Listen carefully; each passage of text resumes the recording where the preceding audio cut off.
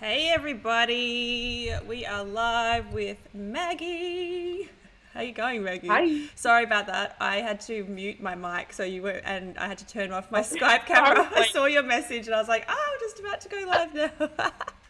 So sorry for okay, confusing okay. you there. How you going? Oh, all good. It's all good. You How are look you? so beautiful. Look at your makeup. Oh, thanks.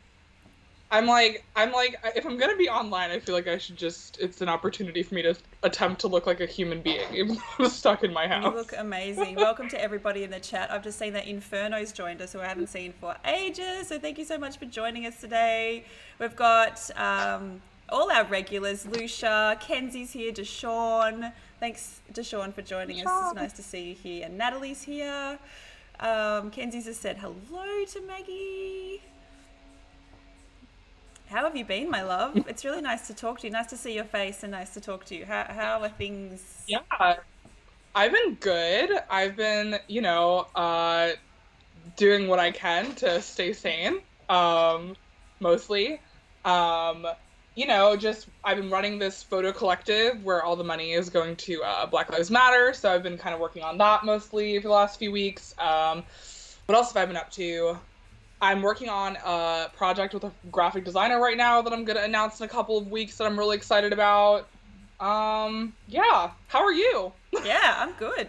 I've been streaming. It's been awesome.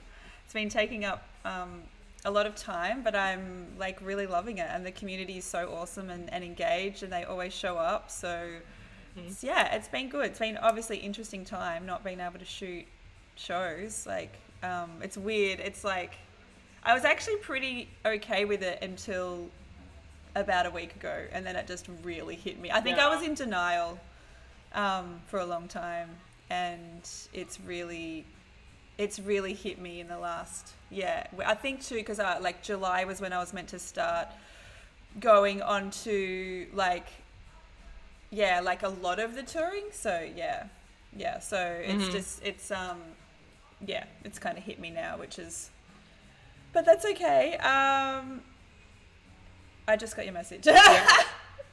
Yeah, I know. Like, okay, to fill everyone in, I like Twitch when you stream it flips your video, and I just like maybe I'm being conceited, but I just have a bad I have a bad No, time. I It's don't like have, I just don't know how to time. do it. That's the only problem. So I Oh shit. just Okay, it's okay.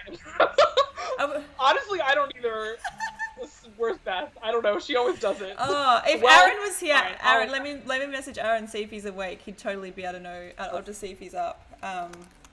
It's fine. Honestly, it's fine. Sorry to everyone for having. No, I'm No, just we kidding. have to make sure we It's all feel great when we're on a stream for sure. okay. It's all Well, fine. I'm just being conceited. It's not a big deal. hey, Paige and Hannah just joined the chat as well. So nice to see you, ladies. Um, that's please don't feel like that, Maggie. And by the way, you look beautiful, so don't stress. Thank What you. we're going to do is going to show some of your work in the meantime. Cool. So I'm going to pop that up now. I'm going to show your website. Actually, I'll go back to the start. But I want to kind of scroll. I was scrolling myself, going, "Oh my god, look at this work!" I was going back to the start. Here we go. All good. Um, I really want to talk to you about how you got your start in music photography, because everybody has a different story, and I think a lot of people are really interested in how you start in this industry in an industry that doesn't have a pathway. It's not a thing that you go to university and then you study and then you do these things. It's like everybody has a really, really different Hmm. pathway. So I'm going to scroll through some of your work if you want to give Yeah. everybody a bit of a background.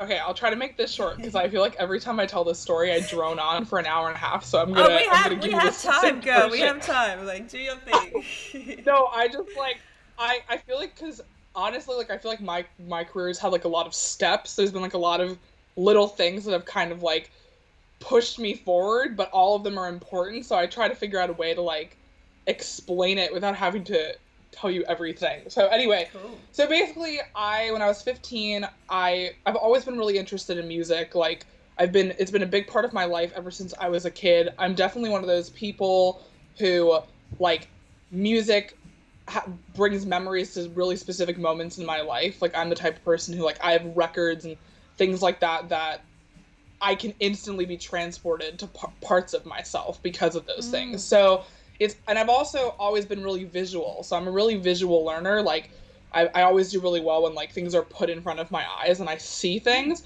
So I always kind of knew I wanted to do something visual, but also as I got older, I realized I really loved music, and not just listening to it, but wanting to be a part of it, wanting to be a part of what made it happen.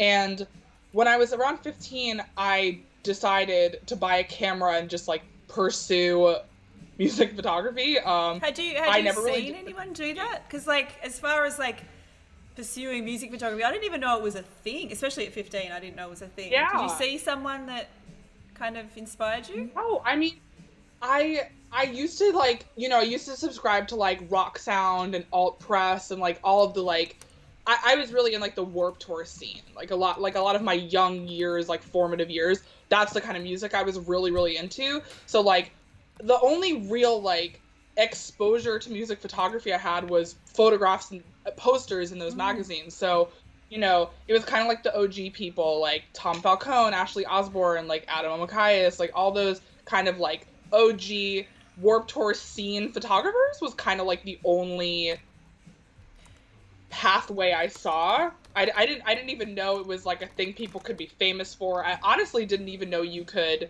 make money.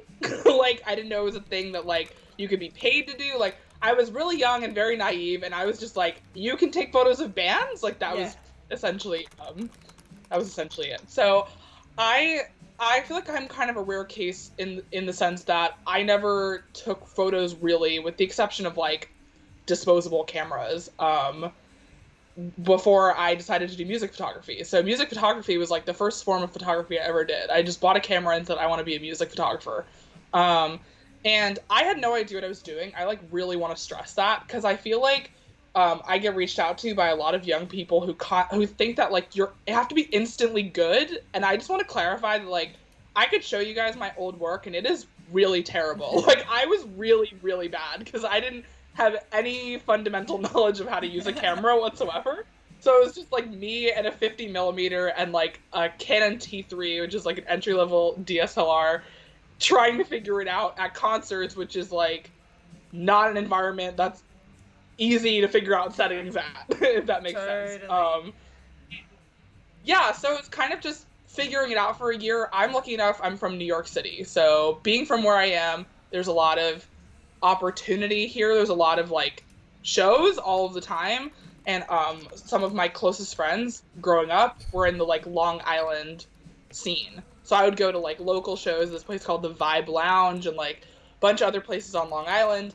And that's kind of where I started out. So it wasn't like I jumped to shooting festivals or right away. It was like really local, small, unpaid stuff.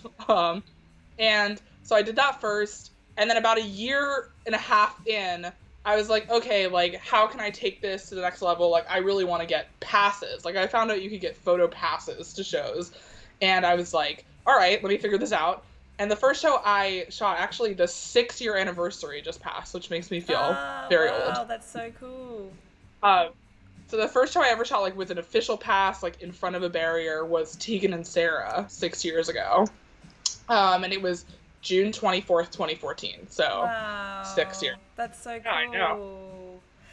My memory's very strange. It works in kind of like I remember dates. Like I'm very good with numbers, so I'm super like I have a photographic memory of sorts. Yeah. It's very strange, but I always remember dates, like things like that. Amazing. But Anna's in the chat. Anna's also from New York. She didn't realize that you were from New York. So oh, cool.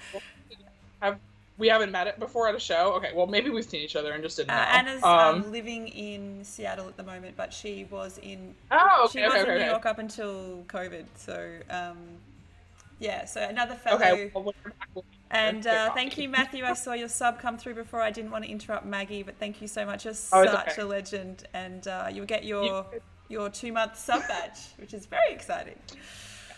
You can always interrupt me. I will just drown on forever. No. Continue. I was like, let me try to like wrap this up. Okay, so I did that, and then I went to school. I went to college in Baltimore, Maryland, so like right outside of Baltimore. And when I went to college, I met a friend there who ended up working at this venue called Baltimore Soundstage, which, if you guys haven't been, is one of my favorite venues in the world. Um, and I ended up one night they needed a photographer for a show. It was actually, excuse me, the band Attila, who don't even ask me why I don't know why I photographed the show. But they were like, we really need a photographer, and I was like, okay, cool. So I photographed the show for them, and then I ended up working through and becoming the house photographer at the venue. Ah, cool. So that really opened doors. Like that was probably the first thing that I was like, oh, like this can be really legit. Like I can actually do this. Like it's a career option, because I'm not going to sit here and be like, I started doing music photography because I wanted to make money and I wanted to do it as a job. That's just not accurate, and I don't want to put that out there. I was 15 and I just thought I want to photograph artists because that sounds really fun. Like I just wanted to do it because I enjoyed it. I feel like I've always been really passionate about it, but the idea of making money and it being my full-time job came later. So I'd say probably when I was like 18 or 19 was when I figured that out. And I started my own publication and I ran that for a few years. And you know, I kind of just went from that to working for bigger publications and kind of building those connections.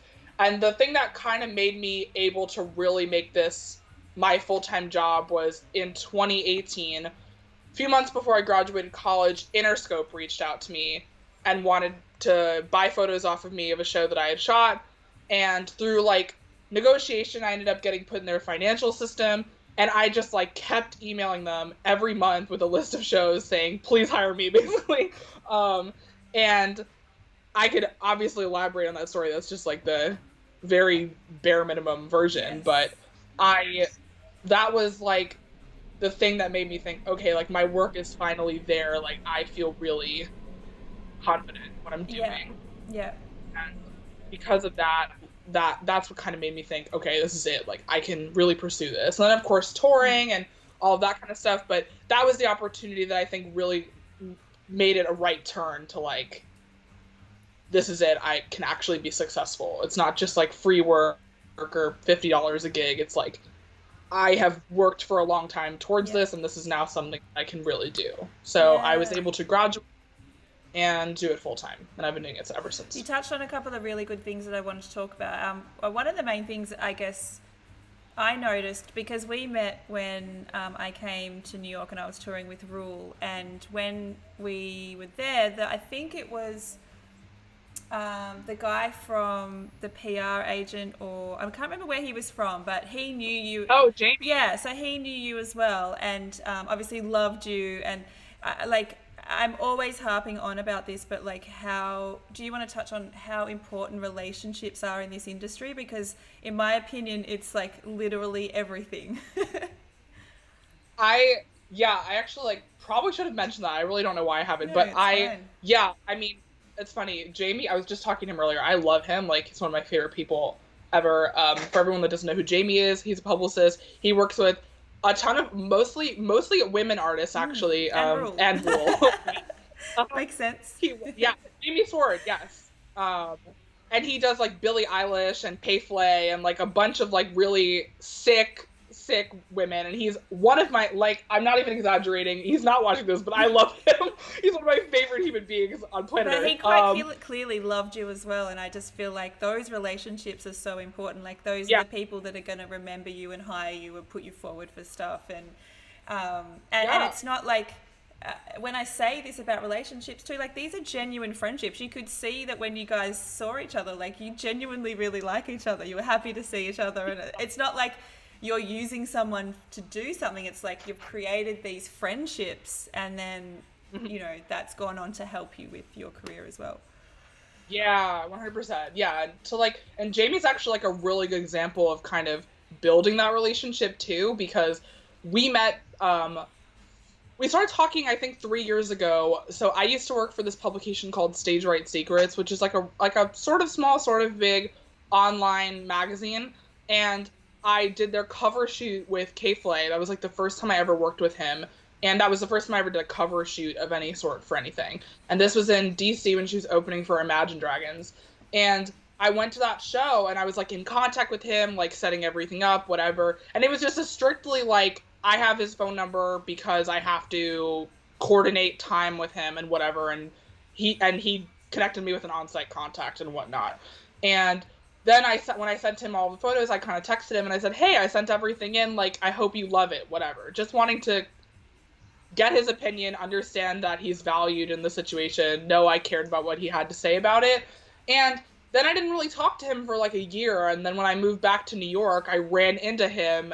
I think it was a Sir Slide show because I believe he worked for Donna Missile at the time and she was opening. And I ran into him. We kind of like reconnected. And then after that, we ran into each other all the time because he goes to a lot of shows. And again, he lives in New York and has a ton of clients. And so we would just keep running into each other. And we just really liked each other. I mean, we get along. Like, it's an energy thing too. It's just like, you know, when you meet, when you just really vibe with them and you like each other. And I just really think he's a good person and he's so passionate about what he does. And just, that's the kind of energy I want to surround myself with in the industry. And I just really like him. And like, there's just such a mutual support. But to answer your question, because once again, I went on a tangent.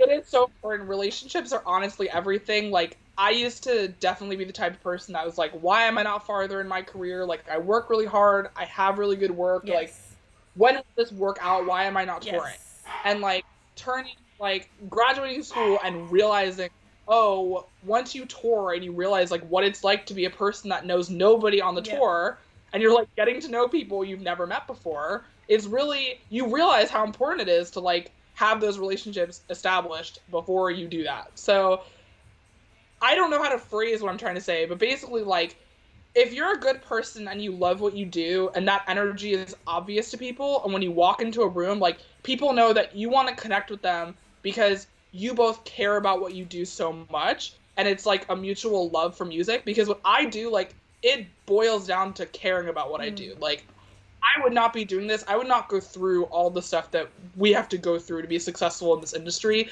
if I wasn't 125,000% positive this is the only thing I wanted to do. And I feel like when you feel that way, that energy is really apparent. And I've met so many people that have become close friends of mine because they also feel that way, and they're in this industry because they love what they do. Yeah, so 100%. Yeah, there's something that, again, that you touched on that I'd really like to dig into a little bit deeper, but you were just saying, like, all the things that we go through, and you know, as much as I think it's the best job in the world, there are quite a lot of hurdles.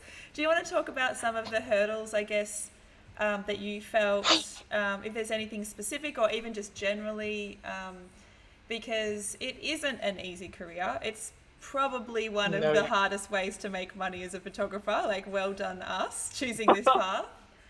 Right. What do you think the major hurdles are, especially when you're starting out? I think I'll kind of break it into two parts. So there's like the hurdles you have to deal with just like being a music photographer and like trying to get taken seriously and making money. And then there's like the hurdles of like being a woman who's a music photographer. I have that on the list to talk about, so okay, so we can get there when we get there. Totally. But when it comes to like just starting out, getting yourself taken seriously and finding a way for people to want to pay you money. Yes. When like arguably we're in a day and age where social media is so rampant and anyone can pick up a camera and like be a photographer, right? So I really feel like I'm lucky that I started out in like 2012 when there wasn't pretty much any competition when I first started, and I had those kind of formative years of like being really bad when there was not a million people trying to vie for the same work. Like, if I would have waited until I was older to even begin doing photography, then I would probably still be in those years where I'm fighting to get work, but it'd be a lot harder because there'd be so many people trying to get those same positions and get to that point where they're paid. So I feel like the biggest hurdle is learning how to do what you do and feeling confident enough that you feel like, okay, I'm bringing something to the table. Now, how can I make money? Like, I feel like there's no correct answer for this. There's no correct way to go about it. The only advice I have is if you know your worth and you know what you bring to the table, like, you gotta say no to free stuff after a while. Yeah. Like, I I think I just saw like Beth is in Yeah, the I just chat. saw Beth that. knows. I just she's Um, in the chat. I'm Hey a firm Beth. believer. Yeah, I was like, I'm a firm believer in free work. Like, Yes. some people would say no to that. I don't think it's bad to do stuff for free when you're really going to be building a connection to push yourself I ahead. think there's a However, skill in knowing when to say yes to that and when you're being taken advantage of, which I've tried to speak about before. It's mhm, not about free work is absolutely out of the question. It's just knowing that there's a mhm, point where you absolutely should be paid. right, exactly. Yeah, it's that, and it's definitely just like understanding what you're getting out of that, right? So we've talked about it before, like, on Beth and I also stream on Twitch. We're called Realm, but Yes, I have on note our to show mention that. we yeah, okay. We'll talk about it at some point, but yeah. So I've talked about it multiple times. Like, if you're doing something for free, but the connection or the relationship you're getting out of that work is going to really lead to you being in contact with people or connecting with people you probably never would have met or never had an opportunity to work with without doing that and taking that first step to kind of prove yourself, then, like, it's worth it. I worked for Adam Lambert back in December. That was a really big job for me. I didn't get paid. I didn't care that I wasn't paid. I knew that I needed to, like, go into that venue, do a really kick-ass job, show them that I was worth hiring, and that's exactly what I did. And there's going to be hopefully a continuing relationship. And next time I won't do it for free because now they I know. know what I'm bringing to the Yeah. table. So if you're in that situation, I say do it, because now it led to me being in contact with one of my favorite artists of all time who now sees the value in my work. So that was worth it for me. But if it's just like a local band from Long Island who can't even afford to pay you $50, then you need to just say no. Like, Yeah, there you has to just be a say, mutual value. Like the transaction needs to be of equal value for you to consider doing. That's how I work it out.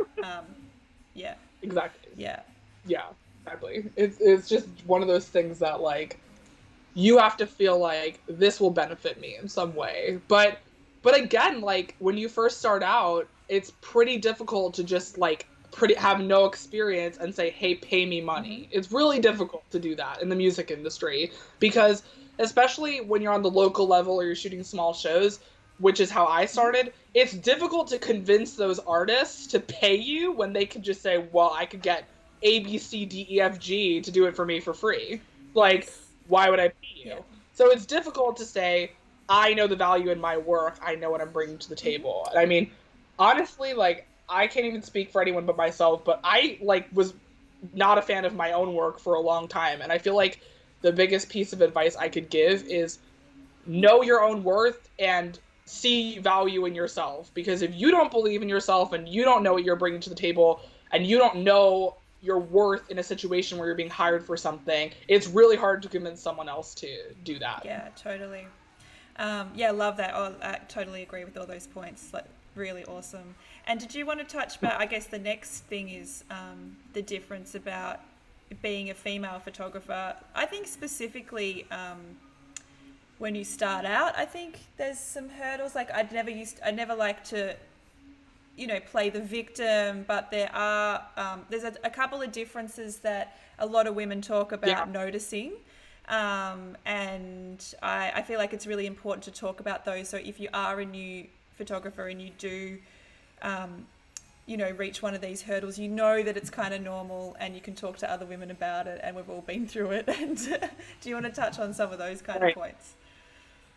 Yeah, I think what you said is really important. I think it's super important to mention that when you're a music photographer, especially, like I said, I can only talk about, like, what I do. I can't talk about every facet of the music industry, but at this point, there's a lot more women who are music photographers than there were when I first started out. So I hope that none of you ever have to have the experience that I did, where you're like a 15 or 16-year-old girl and you're walking into a venue and you were the only woman in the entire room. Like, every other photographer around you is an old dude who's like 60 plus, and then there's 16-year-old you and you're not taken seriously. Like, I hope we are past the world where that is an experience for people, because not like walking into a room and feeling like you're not valued at all is a really terrible feeling. Like feeling like you have to prove yourself all of the time really sucks. And I personally work really hard if I see young women or non-binary or gender non-conforming photographers at shows who I notice look really uncomfortable because they don't know anyone there or they're new to it, to like walk over to them and make sure they're comfortable. And I will tell you why I did that. The first show I ever shot, which I mentioned earlier, Tegan and Sarah, was like my first show with Pass. I remember I walked into that show. I didn't know where to go, what a barricade was, how many songs I was allowed to shoot. I had no information. I had no idea what I was doing. So I walked in and I definitely looked like a deer in headlights. Like I looked visibly terrified because I had no idea what I was doing. And this other woman walked over to me and was like, "Hey, I might be going out on a limb here, but is it your first show you're ever shooting?" And I was like, "Yeah, it is." And she walked me through everything that I had to do. It made me feel so comfortable and was like, "If you have any questions or need help with anything, like, here's my contact information, like, let me know." And I just remember that made me feel so much more comfortable. Like it made me feel so wanted in a space that I was so afraid of because I didn't know what I was doing. And to have somebody go out of their way who did not know me at all and make me feel comfortable when I was new to it, like that experience made me know that I had to be that person for others. So I always try to be that person for others. So if I see someone like that at shows, I try to be the person that makes sure those people feel comfortable. Oh man! And Oops, lost my mouse. Hang on 2 seconds, because I need that. Hang on. Yes, I completely agree with you. I also try to be that person, not only at shows, but I mean, this is the whole reason I've started streaming. Essentially, is to be that person for a lot of the new generation of photographers coming through, because I didn't have that, and it was. It's very scary to navigate the space when you're just trying. And I was older. I picked up a camera at 31 years old, so I wasn't, a young woman. Yeah. Have you ever had issues with, I know you would have because it happens to all of us, but security or people not letting you in the right space, and how do you deal with that? I mean, listen, this shouldn't be something we have to deal with. And I know Deshaun is in this chat. We've had conversations about this before. This is not a woman isolated incident. This is also definitely like an intersectional issue. This is 100% like a race thing with a lot of these security guards too. There's definitely Beth said she's got a story. This is what happens when we don't like stream with each other for like a month and a half. It's great. I love it. It's awesome.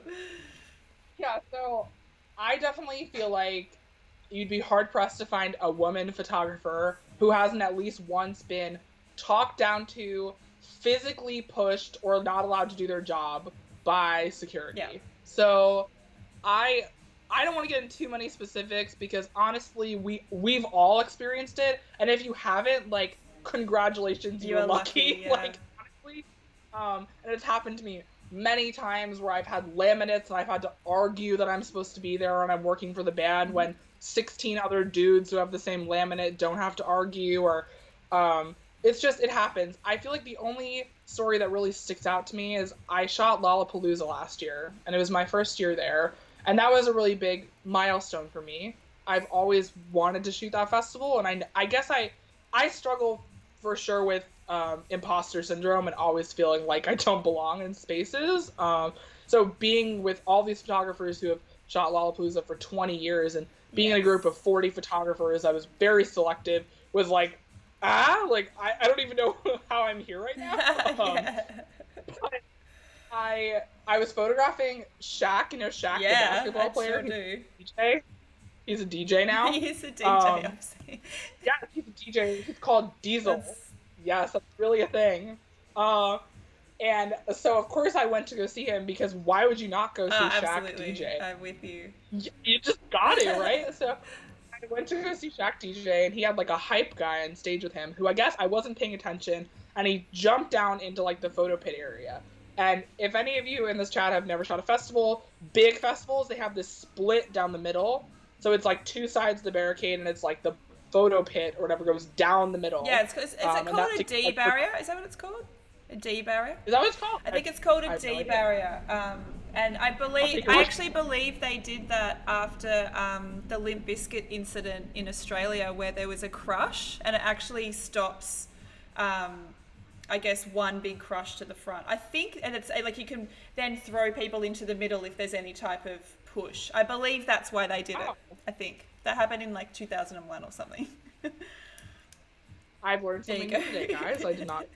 Um, but yeah, I mean, not every festival here has that, but like the really big ones with like really big stages, the like mainstream ones Yes. all do. Yes. Um, and yeah, so it was really, I just didn't notice that this guy jumped into the split area or whatever, and I kind of turned around and just realized, and the security guard behind me just takes me and like grabs my back and pulls me and throws me like to get out of the way.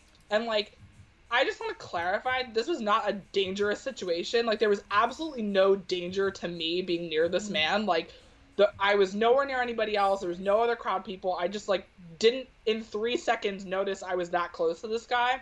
And I am not an angry person. I usually try to handle these situations with security as calmly as possible because there are times where it's miscommunication Yeah. and they're just trying to do their job. But if someone ever puts their hands on you, like I was seeing red. Yes. Like that's drawing a line. Like I draw a line at putting your hands on Yes. me. So I went off on this guy. I got his badge number. I was like, I'm getting you fired. There is no reason for you to ever put your hands on me ever. Like I'm. It's not like, do you know who I am? Because I'm irrelevant. But it's like you literally should not be touching me. You easily could have just yelled at me, and I would have understood. Like if you would have been like, get out of the way, cool. Like it would have been fine. Like I understand.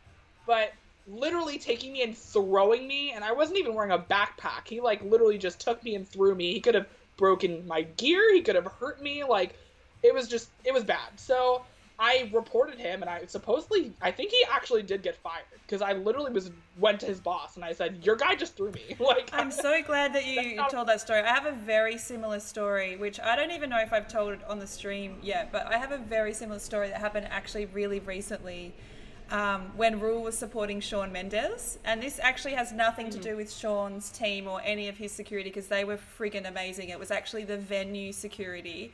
And we were shooting, obviously, Rule's set. And during Rule's set, so this is not even Shawn's set, but during Rule's set, a security guard physically pushed me, not from the back, from the front, pushed me after I told him multiple times that I was shooting for the artist. He pushed me out of this space, and I, like you just said, I saw red, like absolutely saw red, and was just like, and Joel standing next to me, and Joel had another videographer, and he didn't even look at those guys. They were right next to me. I lost my shit, and I'm the same. I'm also very, like, I understand there's miscommunication, and I was trying to explain to him just before he pushed me that I'm shooting for the artist. This is our team. And he just, like, from the front too, I was like, motherfucker, you are like, I just was like, went straight to his boss. Oh God, it was so yeah, just be aware that there's some essentially assholes that are on a power trip that sometimes you come across. Yeah, that is like, and I remember later that weekend, like a bunch of them got, I think, fired during Ariana Grande's set for doing like the same thing to her team. Right. So like they were aggressive to her people, and like I don't know how much everyone here knows about music, but like you don't want to mess with Ariana Grande's team. Like that's just like not someone you want mad at you.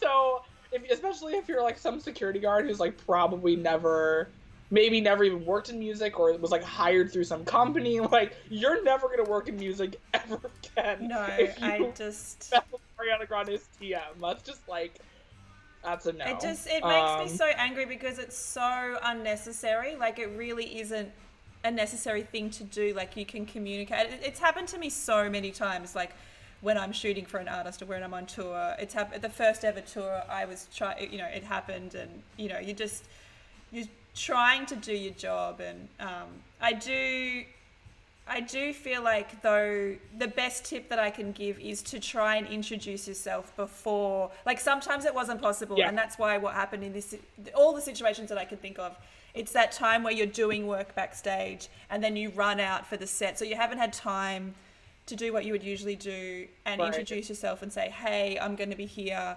But if you do get time, I really recommend it just so they know who you are and you don't have to deal with those 100%. hassles. Yeah. I was gonna say the same thing, and I will not say that solves a problem all the time because especially when you're working bigger shows, it's really difficult to get in contact with every person, every security person, and like introduce yourself to everyone. But like if you can, if you're with this is kind of more like if you're with an artist, like and you're at a venue, at least find a head of security and just be like, this is who I am. Can you just relay this information to your team and tell them if they see me, I'm not a threat and I work for the artist. Like I try to do that. At smaller venues, it's easier because you just got to introduce yourself to like 4 or 5 people probably. Um, but yeah, it's not always possible, and I definitely don't want to sit here and act like that will always solve the problem Yes. because that's just not true. There will definitely still be situations where security guards don't care and will still treat you like crap. I think it's just important to know that when it happens, like just know that it does happen so that you're Yeah, prepared. Because I think that was the biggest thing. I wasn't prepared the first time it happened to me. I was like, I have a AAA pass. I'm on tour with this artist. You're trying to kick me out of the space that I know that I'm meant to be in, and you're arguing with me in the pit about this. So just know, be prepared for it.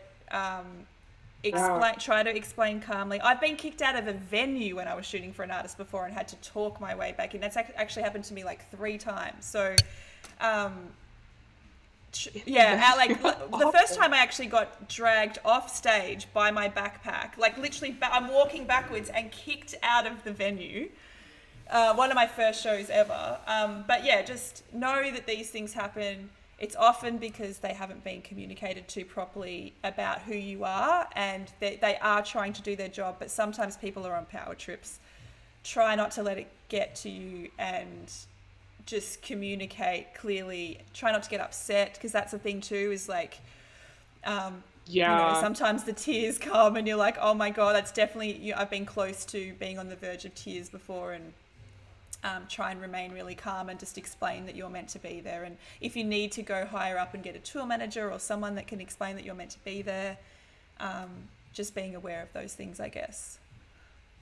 yeah. I think what you said about getting emotional about it is really important because I think the biggest thing about that is don't give them the power. Yeah. Like, don't give them the power to get you upset. Like, don't give that person the satisfaction of knowing that their behavior actually upset you. Like, they're not, they're really not worth it. Like, they are not worth seeing you be like, get a reaction because they're thinking this is their like whatever training or something that went wrong in their life that they ended up doing this job like they didn't do some other form of security that like probably would pay them a lot more money and would be a lot more high level. They're doing this in at a concert and they want to feel powerful and you're a woman, so they feel like they can use their brute strength over you and either yell at you or tell you you can't be there or just feel like they're the boss. And Yes. I would just like to say that they don't deserve a reaction. Yeah. Like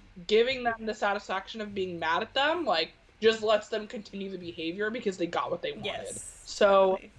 and I also would be remiss to say that for every one person that's like that, there's 10 security guards who are lovely people who really know how to do their job and all they want to do is keep you safe and they're wonderful and they'll talk to you and they'll make you feel really comfortable and like there are so many security guards in New York that I hug every time I see because they're such kind Yes. people. Like Yes.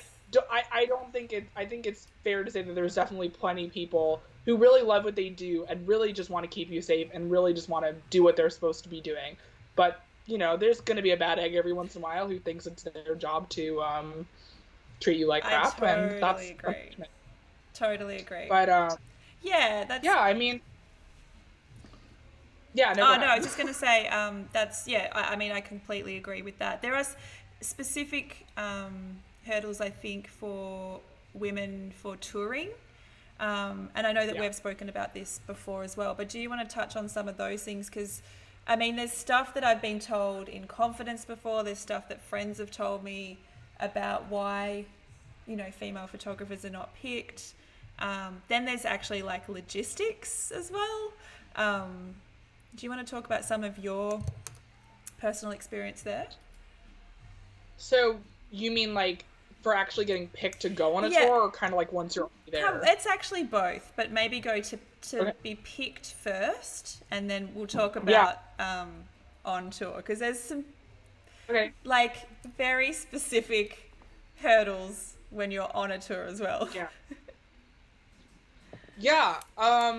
So I don't even know where to begin with this because I think that in the year 2020 that the fact that there's still bands who are afraid to take women on tour because there's no women in their crew is like pretty deplorable. I just think that there's no excuse anymore. And I can speak to this not only from a personal place, but knowing so many really qualified people who should be touring that aren't because their gender has stopped them from getting opportunities.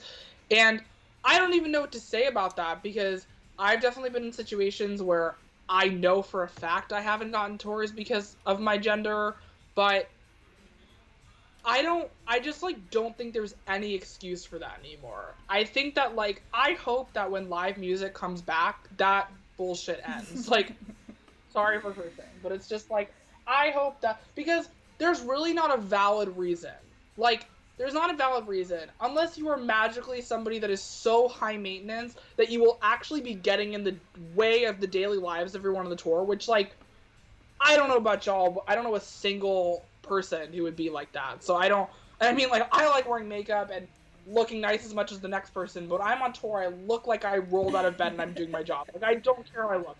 So I'm pretty low maintenance on tour. But it's like if you're uncomfortable having a woman around, I'm gonna be honest. It's probably one of two things. It's either one, you are in a situation where you're a bunch of dudes and having a woman around means you would have to change how you talk about women in front of women, and that scares you because you know you say derogatory things about women. That's one.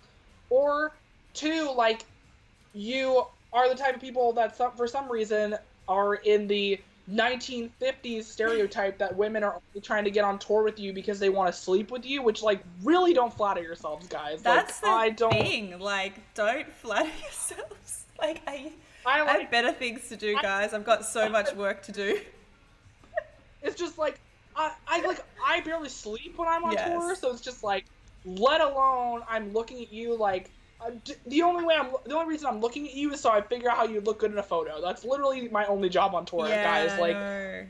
Um, and I know there's plenty of male artists that don't do that or would never treat women like that. But you're part of the problem if you're have an all male crew that you've been touring with for a long time and it's all men all the time and like a position opens up and you're not even considering hiring a woman. Like I understand you want to tour with your friends and you want to tour with people you know, but if you don't know a single professional woman, you need to evaluate why you know no professional women. You need to evaluate why in every role on your tour you don't know a single person who's they a could do woman, that. or I could say gender nonconforming, like who could fill that role. Like you don't know a single person. Like It does because make for an all-round,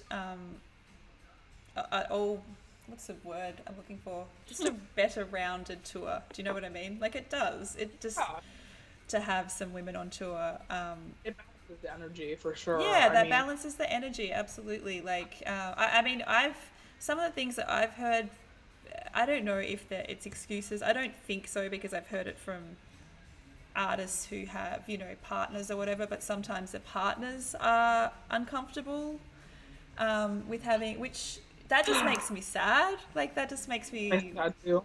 um, especially But for me, like I'm married, so like it's a double it's doubly offensive. I'm just like never interested. I just feel like and that goes into a deeper root issue, which is Yeah. kind of like goes into internalized Yeah. misogyny in women. Yeah, totally. And kind of how we are misogynistic towards each other Yeah. about what we wear or how we present ourselves, or like how feminine or masculine we are or whatever. Like there's I feel like women hating each other or stereotyping or judging each other is also a I problem. agree. Definitely not to the level of like men judging women, but it Well, exists. it exists because there's a structure that means that, like, there's a certain, Oh there's yeah, a limit of places for women. So then there's a competition for those 100%. spaces and all that sort of stuff. Like, I've done a whole documentary on this. Like, I was a deep Yeah. dive into this. But yeah, there are. It's you can't pretend that side doesn't exist as well, and it is frustrating. But I think, and I'm sure you agree, that we just have to keep working, keep showing our worth, keep showing that we're there for professional reasons, and it's like um, eventually your work will speak for itself. Do you know what I mean? Like it will, and your 100%. reputation will precede you, and people will know that you are a good person to work with. You there for the right reasons. You're just getting on with it, and hopefully it kind of you know carries on from Yeah. there. And not only that, but like to play devil's advocate, like if someone's treating you like that and you thought you wanted to tour them, like you don't want to tour them anyway. Like No, it's if someone tells you that they don't want to hire you because you're a woman, like don't work with them. Because like if you even did do that tour, if you managed to convince them or whatever, you would probably have a miserable time. You shouldn't have to convince someone to hire you because you're a woman. Like there are plenty of artists who won't play that card with you, and it's definitely so degrading to be told that. So I feel like focus on the people who make you feel valued. I feel like if I've learned anything from touring and having good and bad experiences, it's when you walk into a tour, you should know that you're valued. You should know that on the ground level, you're respected and you're wanted there and you're appreciated. Like, and I really do think that as we talk about the conversations of having women on tour and hiring women, we would be remiss to not talk about two things, which is one, don't just hire one woman so you fill your like diversity you token tick or the whatever, box. and you're like, I hired a woman, look at my woman or whatever. Like honestly, like speaking from experience, when you're the only woman on a tour, unless you're in a situation where you love the people you're with and you have close relationships, it's uncomfortable to not have at least one other woman on the tour with you. It pretty much is. Uncomfortable to sometimes be looked at as like the woman voice on every problem.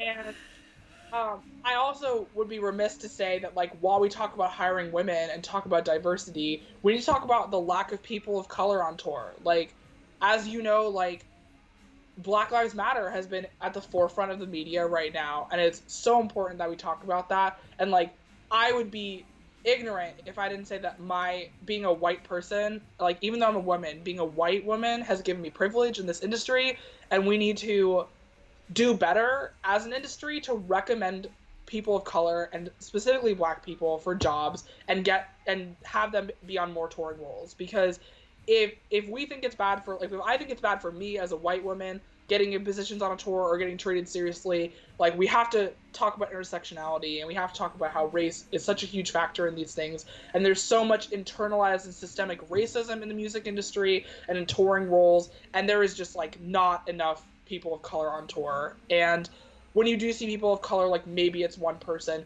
or maybe it's stereotyped in some way. And I think that, like, I know, like, in the talks I've had with myself in the last few weeks, like, I'm gonna do better to be actively giving opportunities to more people of color that I can in my life, in my line of work. And I feel like that's something that we can all do. And there's a lot of women in this chat, and you guys know that eventually you're in a position where you can recommend people for jobs, and that is when you can use your power and say, I'm going to give those jobs to people that might be not looked at in other Totally. situations. That's I think one of my favorite things that's come out of the movement from an artistic perspective is actually being, and I'm just going to show both the Instagram, the Black Lives Matter photo collective, and also the website. But being introduced to so many black artists has actually blown my mind. I was actually saying this to Aaron the other day, like,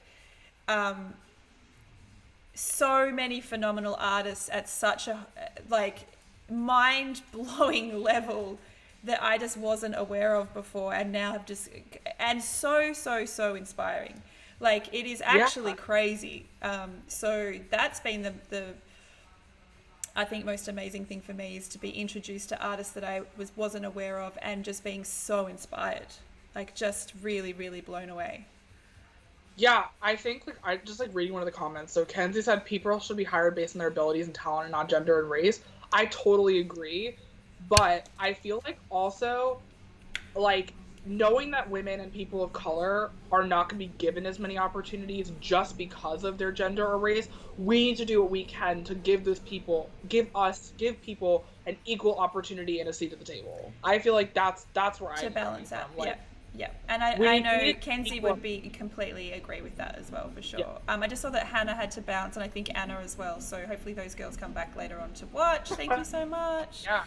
Do you want to talk a little bit about the collective while I'm scrolling through the Instagram? We had Isha on a few weeks ago to talk about it as well. But it's, what you women have done is pretty phenomenal, and like I said, has personally been really inspiring to. Basically, whenever you post something, I'm following these artists and sharing them in my feed as much as I can. It's really inspiring. I think this goes really well off of what you were saying, where it's like, it's. I'm not glad this is happening, because I don't really know how to phrase what I'm saying. Like, the situation we're in, like, is out of necessity. Like, what is going on in the world right now? These protests are out of like centuries of pain and suffering that should have been solved a long time ago. And the fact that we're in this situation and everyone's talking about it, like, the only thing that brings me hope is how many people are really caring right now, and how it's become not just a movement that some people talk about, but like a movement the majority is talking about. And I watched a thing, I don't know if you're a Dave Chappelle fan, but yes. Dave Chappelle talked about the critical mass, which is this thing where it's like, in order for something to really take shape and for people to care, the critical mass has to care. It has to reach a point where so many people are talking about it that, like, it's impossible to avoid. Yes. And I think that situation being where we are now, I really hope that things will change. Maybe it's naive of me to say, but I really do. I feel hopeful for certain things, and for the first time in a really long time. And again, that's coming from my perspective in a position of privilege. But I, like you said, like, seeing so many incredible Black artists that I have not been exposed to before. Like, first of all, I don't know where I've been that didn't know half of these people, because I found so many that just live in New York. That I don't know how we were connected. But it's been great, because now I know so many more talented people that are from my city that I can work with and meet up with and hire and do whatever I can. And I'm glad that, like, I have been connected with those people. And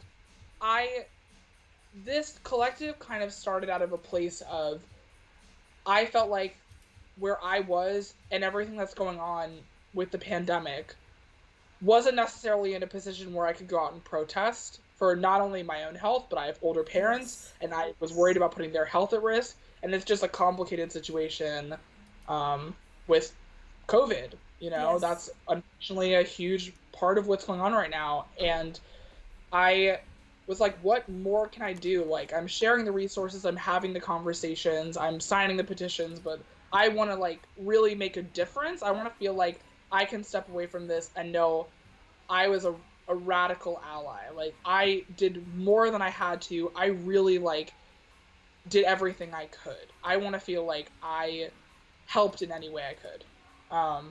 And Isha tweeted something about wanting to kind of start a photo print sale, and I had been having a similar thought, like, what can I do? Well, I can sell prints. Like, that's something that I can do, and I can donate the money.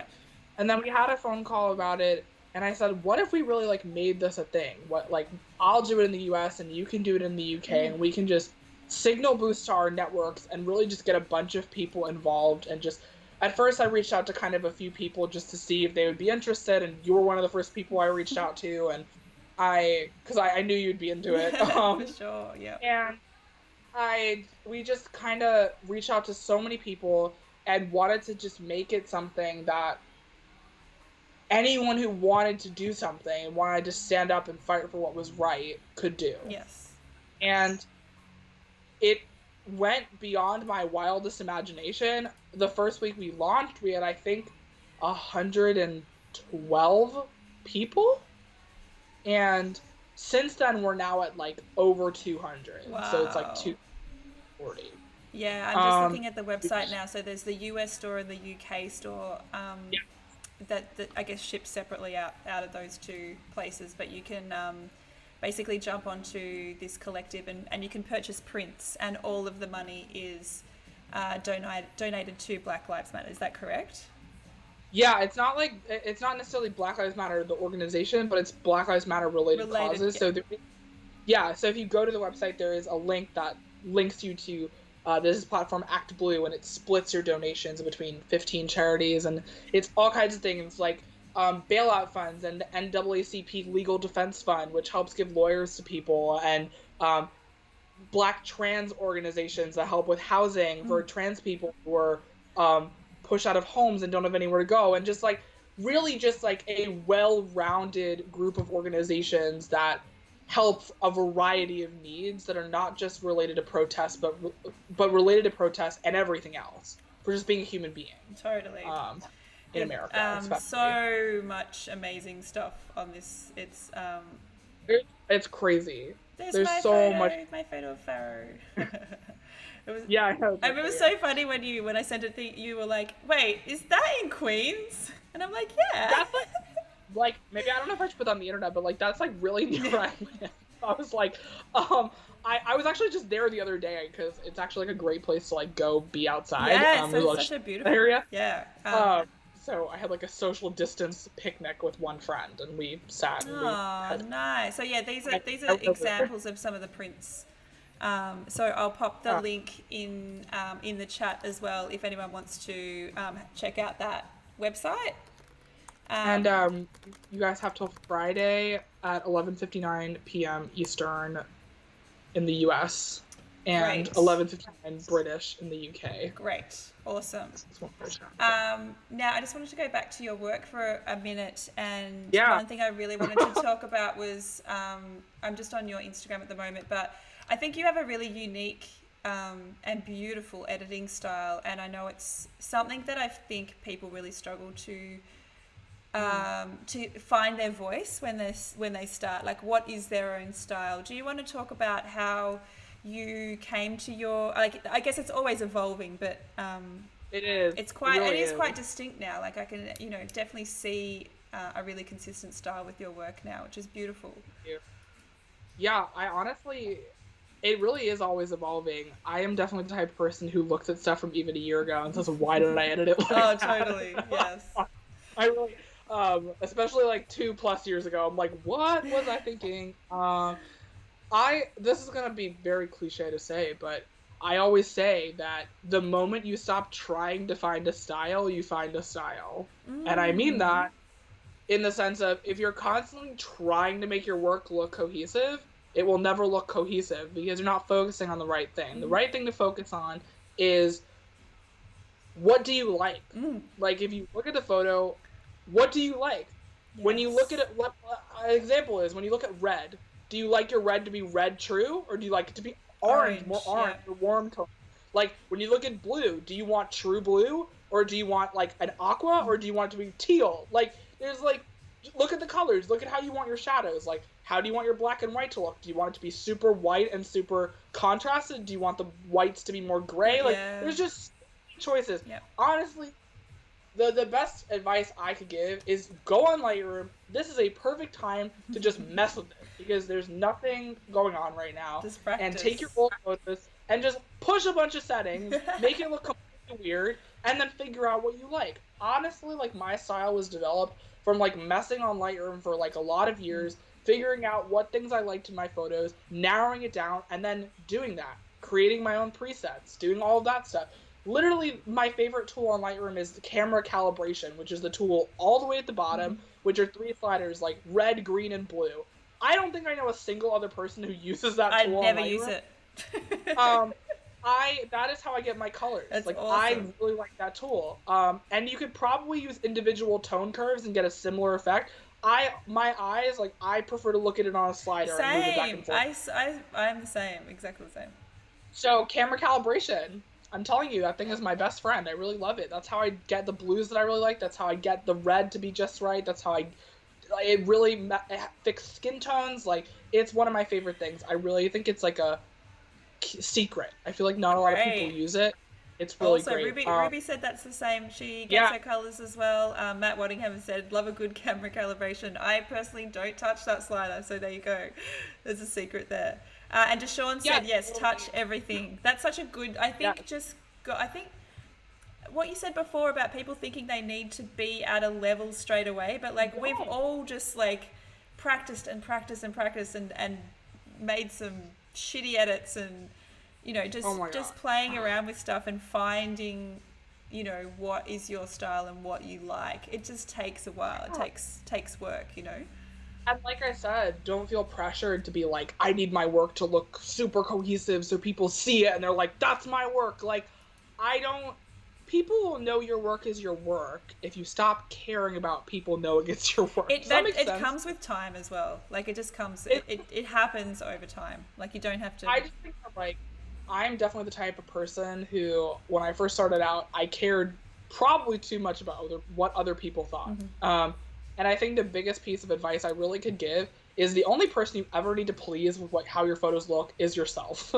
And obviously your client if you're working for someone, but first and foremost yourself. You need to love what you produce. Like, Yes. don't produce for engagement on Instagram. Don't produce for other people to like it or for people to notice it.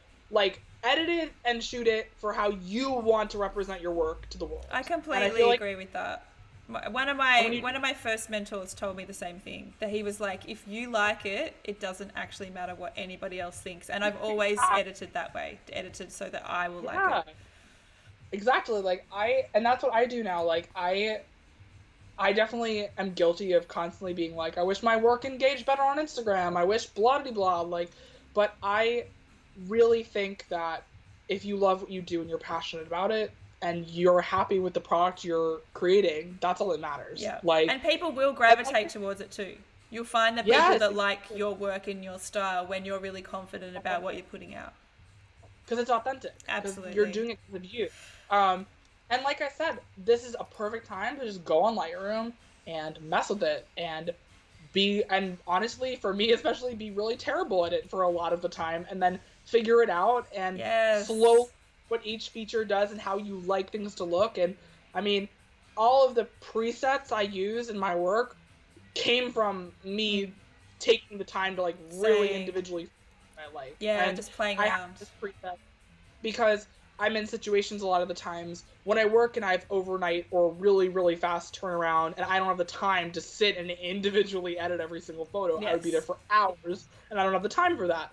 But these are all things that have come from like that Yep. experience. Now is such a good time to figure out what you like so then when live music picks up again or whatever picks up again, you're really shooting, you have those things figured out. Yes. Yeah, Deshaun, virtual copies. Yes. I do that all the time. Yeah, All the time. I don't do it as much now, but I definitely did when I couldn't make up my mind. I think that's a great tool. So for those who don't know what we're talking about, in Lightroom, you can choose to do a virtual copy of the same image. So you could maybe do 2 or 3 copies of the exact same image and work on them differently and then decide which, I guess, color grade that you're vibing with. I'm just going to... That or like, I will often do it with color and black and white. Like if I am yeah. deciding. Totally. I'm just picking Like- Jetta. Yay! Here she is. Yeah, you have to see her. Yeah, between color and black and white is also a really good. That's a good tip. Which one do I like more? And it's interesting for me because I definitely I pretty much only use black and white in an intentional way. Like I try to only use it when I feel like it actually adds something to the photo, or like really speaks to the emotion. Yes. But other than that, I don't really use it Yeah. as much. I don't use it as like I can't fix the colors, so I'm gonna make it black and white. That's just like Yeah. not how I Yes. like how my photos look black and white when I do it that way. I only want to use it when I'm like, oh, this really speaks to what I'm doing. Yeah, I'm a big fan of black and white, and I can see for me now, I can see when a photo is, I think it's meant to be black and white. I'm like, oh, this is a black and white photo straight away. It just like you said, speaks to you, you know? Yes. Yeah. Shelley said, lockdown has allowed me to take a step back because I found I was stuck on quantity, not quality. It has allowed me to sort my gear settings better, and now we're back at local shows. I'm even able to play even more. So Shelley's in New Zealand where they have no COVID, so they can have shows again. What a concept! What a concept! What a leader! What a leader they have in that country. Jacinda, I love her. She's the best. Oh, she's the best. Just going on to a bit of tech stuff, which I don't like, I'm not massive on, but people seem to like talking about it. But what's in your kit? What do you shoot with, and what are your go-to lenses? Okay, so like, this may come as a surprise to someone. I keep it very simple. Like, I am a fan of keeping it as little stuff in my bag Me too. and as simple as possible. No shade to people who really like shooting on prime and having like 4 lenses. I just want to shoot, like, I want it to be like, I use one thing or 2 things and that's it. Yeah, especially when I tour, I'm like, it needs to just be not complicated. So for me, I shoot right now on a Canon 5D Mark IV, but I'm like this close to the Sony shift. I'm like this close. The mirrorless, do you mean? Yeah, I have A6400 as like a second body that I use for like travel and like every day and whatever. But the only thing that's stopping me is I don't like the Sony colors. I really don't. Joel said the same thing. He said the same thing. He tried to shoot some stills on Sony, and he doesn't like the colors either. It's interesting. Tim said Sony. Yeah. Some people love it. Maybe it's... I don't like the raw colors. The video is not comparable. Yeah, I agree. Sony video is so much better than Canon video. But the colors, I find it takes me twice as long to edit because I have to figure out how to just even fix the raw colors to get it to like the Canon. Interesting. But in Lightroom, you can change kind of like the color profile. Color profile, yes, yeah. Yes. But I don't find it works that well. It's still like a lot of work to get it for like my presets to work. Like I find that it's like too orange or too green or like very strange. Like, but anyway, that's a tangent. So I use the Canon 5D for like when I go to concerts. The other camera is for travel. I bought it because my camera weighs a lot and I wanted to be able to go to wherever I wanted to go and not have to lug my whole bag with all of my gear and just have something really simple to just kind of use. And yeah, so I use a Canon 5D4 and a 24 to 70 2.8 and a 70 to 200 2.8, and that's it. Yeah. Tim Sims said it took me a little bit to calibrate my presets, but my presets are Sony built now. Yeah, I think it would take a little while to get used to, and then you get your, probably. Yeah, just take a little bit playing around. And I will, and like honestly, that's been something I've been working on while I've been home because, like I said, I've had nothing but time, guys. Would you consider going the Canon mirrorless? Is that, I believe that's coming out soon, or has not it? Now, maybe the one that's coming out looks promising, so maybe. Cool. But if it's really good, and I see I watch a lot of reviews. Like I'm one of those people like reads a lot and watches a lot of stuff before I buy anything. Okay. But the R5, the like new Canon mirrorless, looks really promising. Cool. So once I see it comes out and I see what like people who I whose opinion I really follow, what they have to say about it, then I will. And I'll probably ask around like people I know as well. I can't. or rent it. Yes, exactly. Try it out. Yeah, I can't fault the Nikon mirrorless, the Z6. I'm like absolutely. Yeah, I know you love it. Freaking you were telling me about loving it. Like it's just blown my mind. Yeah. Todd. You and Todd. Todd always talks about that too. Yeah. Yes, we'll be the Nikon reps. I know. It's funny because like when I started, it was kind of it was like Nikon or Canon, and that was like it. Yeah. And I definitely ended up doing Canon because I just found the menus a little bit easier to navigate when I was so young. There's really no right answer. I feel like people who shoot Canon are very like hardcore Canon, and people who shoot Nikon are very hardcore Nikon. I'm definitely not hardcore at all. I'm like, I see work from everywhere that like, I do know what you mean though. There definitely are those people that are fully, I'm just like, whatever. It's just like, usually like you buy one, you kind of stick with that and continue to use that brand. We start to get the kit and then, you want the lenses and You want to keep it consistent. Yeah.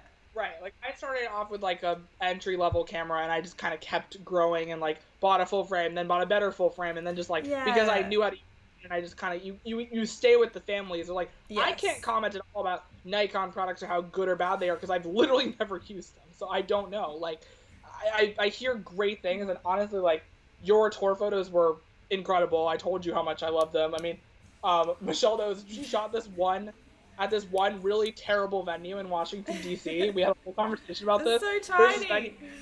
There's this venue, I think it's called DC9. It's literally like there's not a single light in this venue. It's in a corner upstairs. It's like literally like think of every bad situation you could possibly be in when you're taking photos and like combine them, and it's that venue in DC. So I saw her photos when she posted them, and I was like, how in the hell did you get? And she was like, the mirrorless, and I was shooting. I remember that specific gig because it was so dark that I had to use.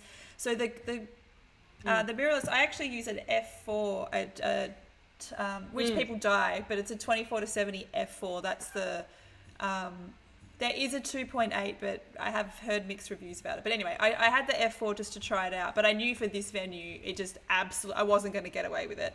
So I've got a 50 mil. I've just got a 50 mil 1.8. So I stuck that on and just shot the whole show because it's a tiny venue with the 1.8 and did a bunch of like experimental kind of like shutter drag stuff, and just because it was like we're halfway through the tour and I could be a bit more loose. Right.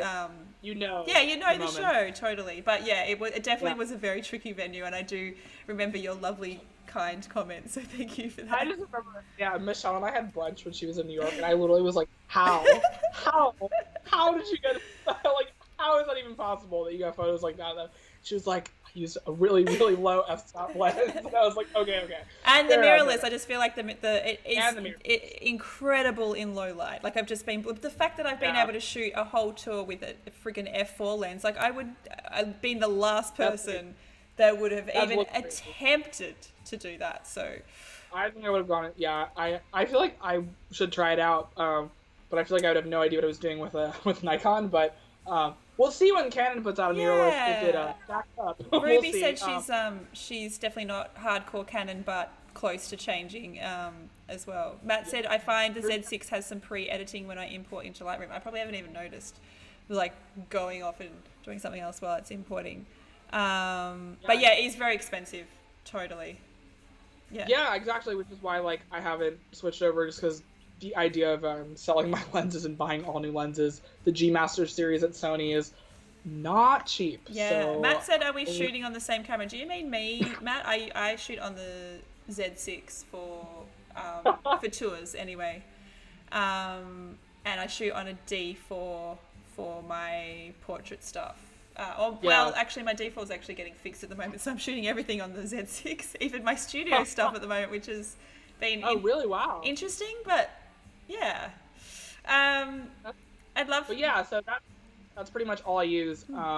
But I do every once in a while rent like a 1.4 prime for portrait. I do like the depth of field, but I just haven't had a need. Definitely for portraits. I would only shoot portraits on primes. I wouldn't be using. I've got a whole kit of primes as well, which I'm obsessed with. Yeah, it's kind of neat. Like I always have been like I started out on a 50 prime because that was what I could afford because it was like $100 at the time. 50-50 for the win. Yeah, exactly. They're great for anyone starting out. They're amazing. But I hated it because I mean. You've seen my work. I prefer to shoot wide. I always have. So, I shoot vertical a lot, and 50 does not, and small shows does not allow you to shoot like that. I photograph vertically. Like it's not even intentional. I just photograph vertically like 90% of the time. That's so interesting. Vertical composition. I don't at all. Yeah, it's very interesting that I just do. I love that. That's great. But I do. And I think great for Instagram. Social media, yeah, I was gonna say social media has probably influenced that like subconscious because vertical just performs so much better on Instagram. But if you guys didn't know that, a vertical post because it takes up more of your screen. Yes. More people can see it. Totally. So it's good for you guys. But yeah, no, yeah, I don't know why. I feel like the more lately I've been kind of forcing myself, like I've been noticing myself doing it and saying, oh, I have to get horizontal photos, but I just tend to shoot vertical. I don't really know. It's interesting. I love it. Love it. But yeah, Yeah, I it's don't like know. how people do different things. It's really interesting to hear the reasons why as well. Yeah. Do you have any favorite gig moments or show, like your favorite shows that really stand out to you? Uh, I love hearing people's favorite stories. I have so many. Like I really, really have so many. Like I could be here forever, just like going. You know? Pick a Um, couple. okay. Man, there were like I'm trying to like find ones that would be interesting stories because I feel like I'm the type of person that like finds meaning in like small things. So like little things or little moments from things can like, make them meaningful to me, but it wouldn't translate to an audience very well. I feel like Ruby said a big one. surely Adam Lambert. Is that like I a... don't want to talk about that like all day. Like no one wants to hear me talk about. Like, just to clarify for everyone, like I was like an embarrassing Adam Lambert fan. Like it was not cute. I Like love it was him. like Yeah. I was like a geek in high school, and I was like my Aww. entire personality when I was 14 was like Glee and Adam Lambert, and it was very embarrassing. Um, and I am not like that anymore. But I have been a fan of his for like since Idol, so since 2009. Yeah. So I've been a fan for a really long time, and I've really stuck with it. And I've honestly liked every release, even when it wasn't really popular, and I felt like I was his only fan. But when I worked for him, yeah, that was definitely a full circle moment. Finding out from his team that he really loved my work, and he's really picky about how he looks in photos, like, and just knowing that I captured him in a way that he liked how he looked, like, was super meaningful to me. Awesome. But that show was honestly insane. It was like I got texted they wanted me at the venue like 5 minutes from when I it was like a nuts day because it was an underplay, so he was playing a really small show for like a radio thing, and I was the only photographer at the show. So it was just a lot of like logistical stuff, and he had to fly out right after to go do the voice finale. So we didn't even get to spend any time together, or like hang out or really talk. It was like, hi, nice to meet you, bye. Yeah. It was like kind of how much. So it was not. So I think next time I see him, it'll hopefully be like Hey. I get to have that. I talk to him. Yeah. Yeah, sorry for the fireworks going off. I don't know. Oh, is that New what that Yorkers who are in is? the chat. Every day, guys, every day. They're just fireworks. I cannot explain why, but it just I happens. And heard this about LA as well, but nobody knows what it's about. no, I really could not tell you if I wanted Oh to. my god. But yeah, Deshaun gets it. All day, all night. Like, So is it day, like, people letting him off? Like, what the hell? I don't know, like my neighborhood especially, I don't know who's doing it because like I feel like nobody under the age of like 40 lives in my neighborhood, but I don't really I don't really know. It's like mostly Orthodox Jewish people like and their families, so I just like I don't know what's going on, but it's like 9 o'clock p.m. every day. It just starts and it'll just do it for a couple hours, and my cat freaks out, and that's the end of that. Hannah said the same thing at random fireworks all the time here in LA. I was listening to Steelo Brim's podcast the other day, and he was saying the same thing. There's just fireworks going off all the time. Like, it's so weird. Welcome to America being weird once again. Oh my god, what is going on in the country of yours, guys? Well, that actually. Anyway. Yeah, sorry. Was there another moment that you wanted to touch on? Because that.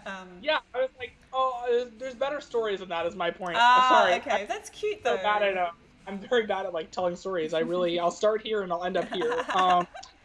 But yeah, no, one of my favorite memories was when I photographed Green Day. I would say that was probably like the first moment in my life that I was like, oh, I'm really doing the thing. Like I'm really like out here, like photographing a band that was super meaningful to me growing up. I will stand hand held high saying that American Idiot is probably my favorite album of all time, and was probably the most important album to me growing up formatively. It was the first album I ever bought with my own money. It was like that record for me. So getting approved to photograph them and being in their presence in that way was just crazy for me. Yeah, totally. I've seen them once before, so I was like only my second time even seeing them live, and their fan base is so dedicated for a long time, and they have a lot of older fans, and they were really kind to me, and made me feel so welcomed, which was awesome. And that's the only time I've ever cried in a photo pit. I genuinely shed tears. Aww, like Billy I Joel, love that. idol growing up, so like being in front of him, like being in that room, like getting that opportunity was really like I still will I feel like I have a bad memory when it comes to a lot of shows because they all sometimes Yeah, blur. blend, but Yeah. picture that show and that day so clearly. Yeah. And I just remember like the first song I was mouthing the words because if y'all didn't know, like it's not a crime to enjoy yourself when you're photographing artists. I Oh feel like my sometimes god. people I've done that people are so many really like times. about it, but I'm like, I'm gonna mouth the words and I'm gonna have a good time. I'm not Oh gonna be my like god. annoying. I do that all the time. Yes. I'm gonna have a good time because like this is the band. I like the music. I'm gonna have fun. Absolutely. My secret for getting eye contact shots is singing the words. Yes. I'm Yes. gonna give you guys a secret. If you sing the words and the artist notices you, they'll look at you because they'll notice you singing the words and that you actually want to You be wanna there be and you there. care and you're not just like on assignment and you have to be there. Like you're actually choosing to be there because you care. Totally. That will make someone a lot more interested in looking at you. Yeah. Ruby said, hell yeah, I always sing along and have a boogie if it's an artist I love. I do the same. Oh my Yeah, god. she said the same thing. They always look at you if you sing. See, I'm saying. Yep, Yes. they do. Yes. Yeah, Billy Joe. I gotta find the photo. I don't really know. Yeah, where is it it? Is it? Have you got it on your Instagram? I don't know. I don't think I have it on Instagram because I don't think I like. It wasn't like a good photo. It was more like I'm glad I have the memory, but it wasn't like Totally. a thing I want. That's the thing too. Sometimes those memories are just being there is like more important than the photo. Yeah. Yeah. But there's a photo where he looked into my camera and smiled, and I got the photo. I love that. But it's not like a compositionally exciting photo, so I didn't post it. But I love it for the personal feeling, and yeah. And I know someone commented. Shelly commented about Paramore. Yes. That was the other one. Paramore. Paramore at Bonnaroo was crazy. That was like really like, excuse me, a band I never thought I'd photograph either. And I was like, oh, wow, I'm like really here photographing another here. And yeah, I mean, shooting festivals, like being on the Bonnaroo team, like I was on the team at 21. It was my like I'd literally never shot a festival before, and I was on the team. And that was through just luckily knowing somebody who happened to need somebody. It was complete chance opportunity. And most of the things that happened in my career weren't that way. They were all just like working really hard to build networks and like build people and trust and all that stuff. But this was that one thing that happened that was like right place, right time, right person. Yes. Who I happened to know through someone else. And yeah. I not even relating to this, not even knowing he did Bonnaroo, just emailed him for like advice, and he was like, I'll let you know if I have room on my team for Bonnaroo. And I was like, okay. And he was like, okay, fly out. It was just like really, and I was like, what? And I had no details until like 3 days before, and I just booked a flight and kind of went, like, it was winged it. It was really I love that. Crazy. But I was 21 and everyone else on my team was 55 plus. So you can imagine how interesting that was to be me. Going back to being like a young woman in the music industry and having to kind of prove yourself in a situation. Yes. But yeah, I did, and I remember him saying to me like, when I was your age, I hadn't even picked up a camera, and you're like here, and you're really good. Yeah, awesome. Like, it was really affirming for me because this is a guy who like works for Getty and photographs like every award show and every like high profile event, and like he's like a big deal and he's been around for a really long time. So having him tell me like you're really good at what you do is validating. It can actually just like one person telling you that can actually change your whole career. I know that. I mean, that definitely happened for me. Is just that one person that believes in your work and sees a talent, and it's really important to tell people like when you see that as well. It's something I'm really passionate about. Like when you see some talent, like tell that person like that could actually like really form a path for them. You know, like just give them that encouragement. 100. Ruby, yeah, no. Ruby was in the chat too. She said that I think great moments outweigh good composition. Yes, totally. I agree. 100%. All about the moment. And I feel like, I don't know if it's considered, but I feel like that's apparent in the way I take photos. Like, I know that about my photography. Like, I think that comes across because that's how I take photos. I'm always trying to capture the moment. I'm not focusing on how it looks. I'm always trying to like, the photos I want to post are the photos where I'm like, I look at this and I feel like I was there. Yeah, you feel something rather than it being a technically perfect photo. I want it to portray emotion. I want it to be like, that was a moment. That was like the moment of that show. Which y'all know doesn't always happen when you photograph concerts. Some people just stand there and it's not very interesting, and then you have to try a lot harder to Yes. make it look that way or make Yeah. it look more Do interesting something than it actually is. creative or something. Yeah. It comes with time, for sure. But I, yeah, I think it's all about moment. It's all about emotion. It's all about passion. And I know there's a lot of photographers in here who could agree that when you love a band and you're photographing them and you love that artist, you're gonna probably do even better because you're so passionate about wanting to make it look good. You know, Oh, like I like could not agree more strongly, and it's definitely if you know the brand. yeah, and it's definitely something that I've really noticed. Working almost singularly with one artist for the past kind of Yeah. 3 years or whatever. Um, Yeah.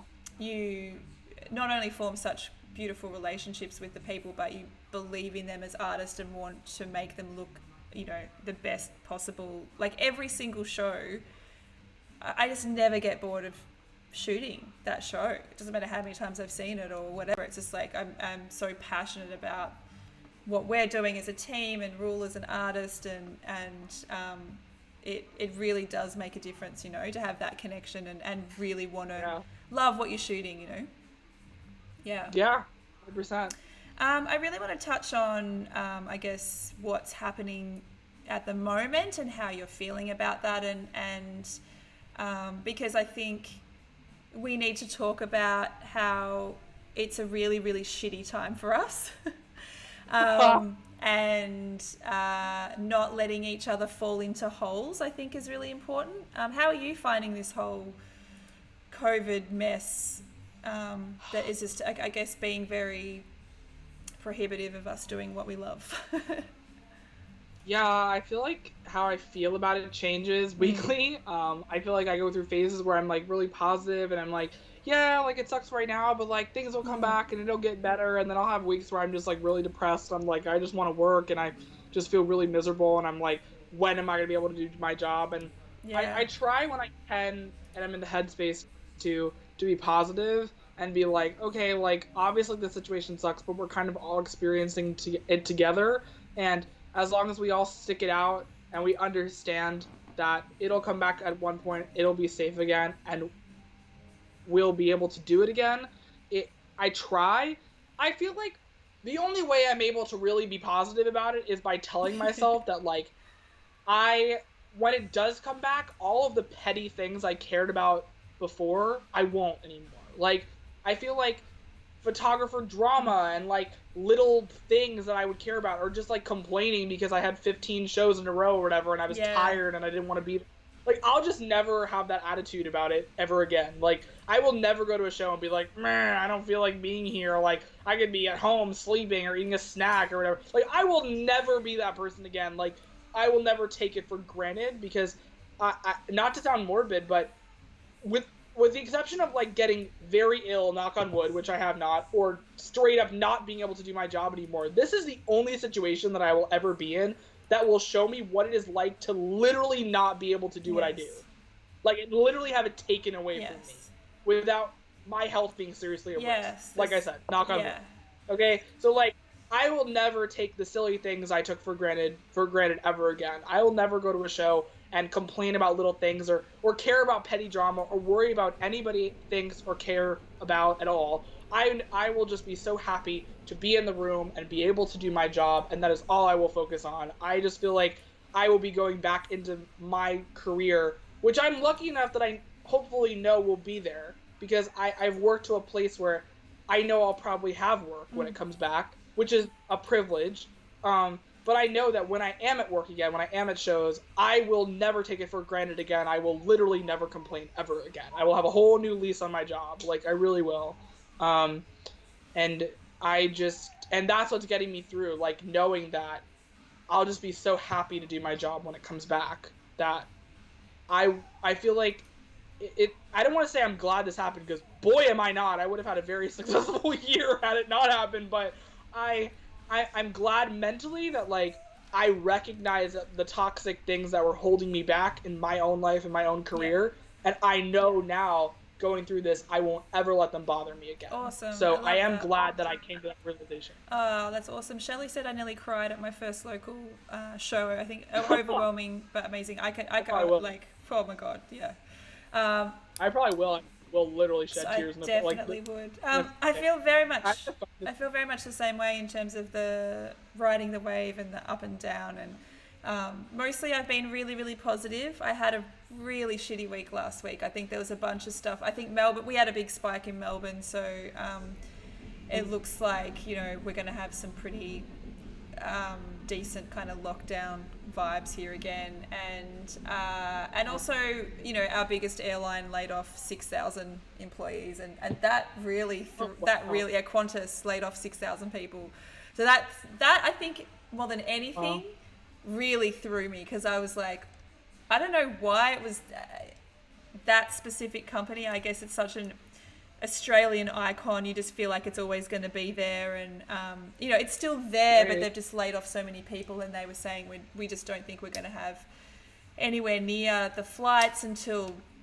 end of next year. Like, it just really hit me very hard. So but like I said, it's up and down, and mostly it's been fine, and thankfully I do portrait shoots, so I have been back at the studio and people have been hiring me, and I do feel really, really thankful for the fact that I actually am at least working again. It's just not the shows, and the shows is what I love the most, so it's it's really rough.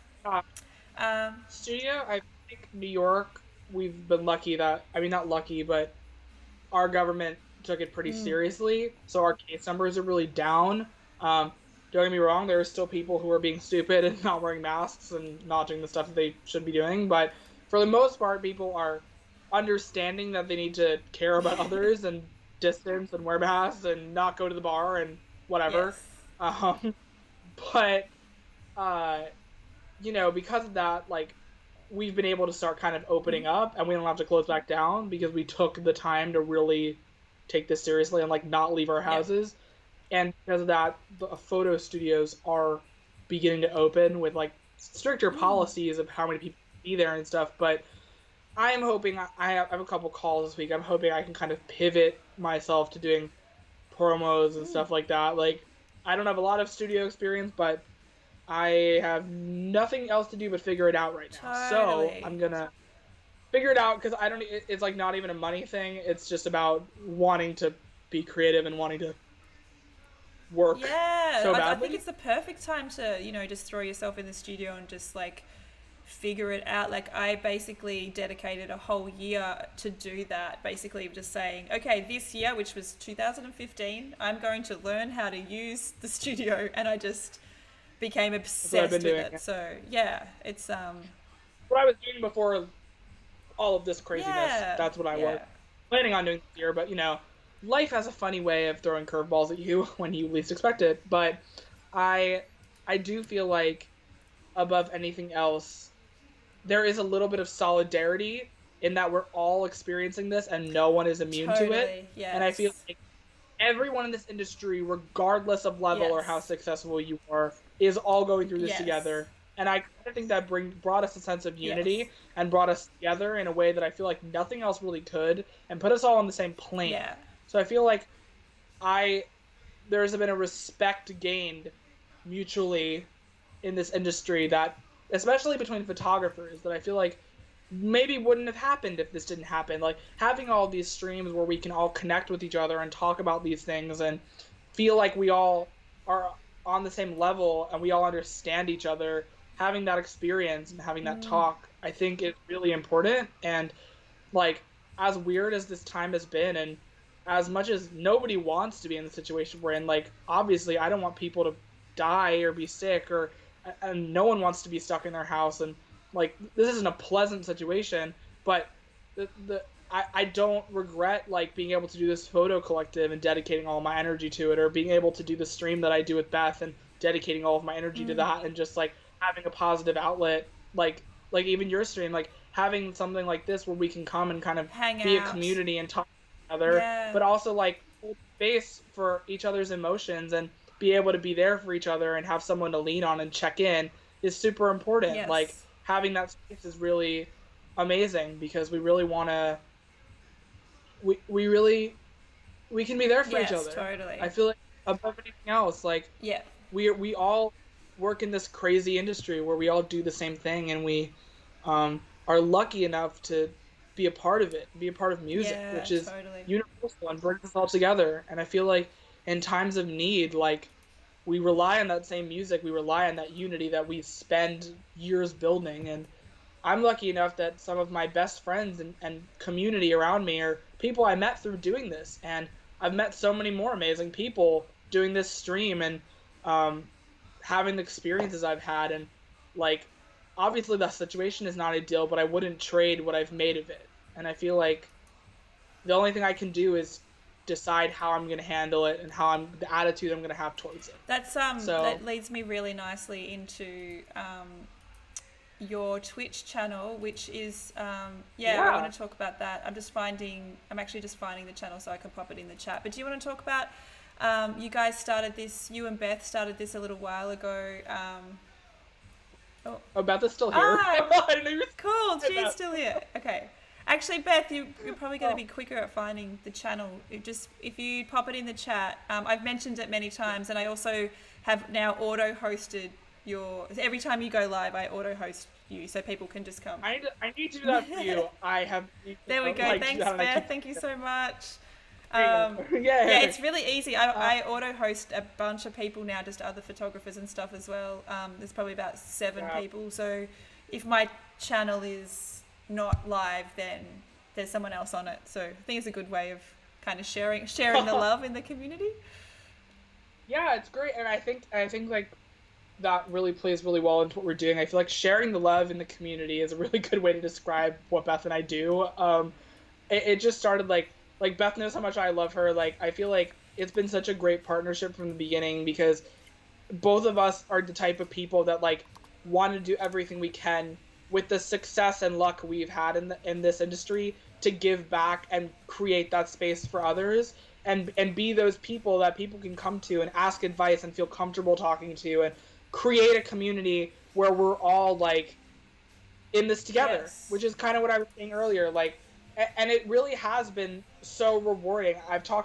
We've talked to like some incredible people on it that like I didn't even know or Beth didn't know, and we have had some amazing conversations where we've just been able to be photographers but be human beings above everything else, like in this crazy world where we all can just talk about like, you know, just being alive right now and existing and trying to be creative in a strange era. Awesome.